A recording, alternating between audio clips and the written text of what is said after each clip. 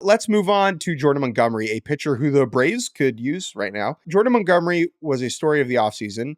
Last year, he was spectacular down the stretch with the Rangers, postseason hero, threw well for them in October. Didn't throw well in the World Series, but ended up winning with the Rangers. Free agent, going to make a lot of money. Scott Boras is his agent, and he signs a 1-year, $25 million deal like 2 days before opening day.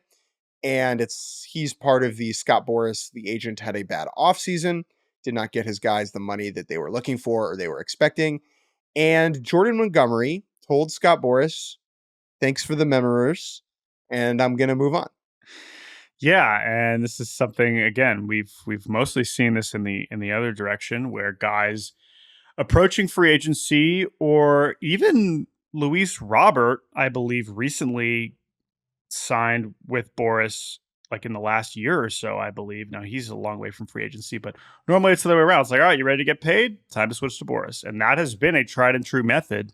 And now to have a kind of the opposite happen after not getting what he was seeking, I think it also speaks to what Jordan Montgomery will maybe be seeking either this winter or next. His contract this year has a very likely to be vested player option, depending on how many innings he gets to.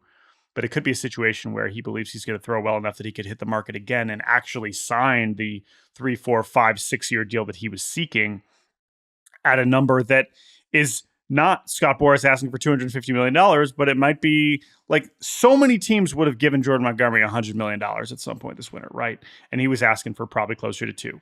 And he ended up with not even close to 100, right? And so that is a sequence of events that clearly Jordan Montgomery does not want to go through again. And it's someone that he believes in himself enough that he thinks he could put himself in a position to be back on the open market. But it is an interesting development, and to see if we see anything similar, moving forward with some of these guys. It's Boras' first series of big L's in a long time. And I think that it's a good reminder that Boras is not forever, right? He has been the best agent in the game for a while, in part because he gets his clients more money than anybody else. Now, if that stops being true, then all the other antics and the Borasisms stop losing their luster and their power and their sauce, and then you're just kind of left with a guy who makes bad puns at the winter meetings.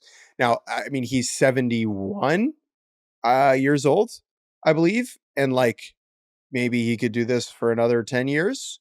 But there's also a scenario where he retires in the next 7 years, right? And like, it's just kind of something to keep an eye on. What happens to Boras world when Boras is done is going to be just a fascinating thing to keep an eye on. And I'm sure that there are some people that are like, why do you talk about him so much? It's because it's still relevant. And I think it's really interesting. And by the way, it's not going to be any less relevant because we got Soto and we got Pete Alonso and we got Alex Bregman, coming next winter. And all the dudes who were just relevant could all opt out.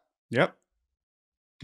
So it is, and again, when you're talking about players of this stature, it very much reflects and impacts the state of the league and the shape of the rosters on the best teams. Like these are all very relevant things. So it is something that we definitely find interesting, and that is why we wanted to mention.